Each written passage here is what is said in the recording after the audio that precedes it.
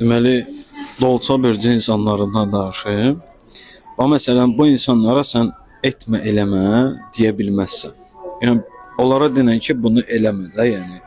Tərs münasib yaşayan bir insanlar. Türklərdə bir söz var, deyir ki, hamı gedir Mərsinə, dolça gedir tərsinə.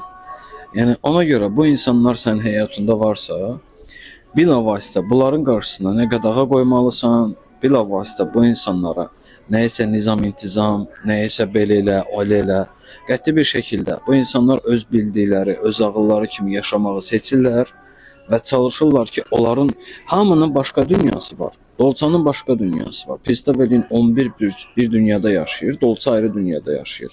Yəni o insana sən heç nə deyə bilməzsən, heç nə elətdirə bilməzsən. Öz istəklərinə görə yaşayan bir bürüzdür. Ona görə həyatınızda bir dolça bürcü varsa, birinci növbədə çalışın siz ona adaptasiya olun. Sonra o sizə adaptasiya olmaq istəsə olacaq zaten.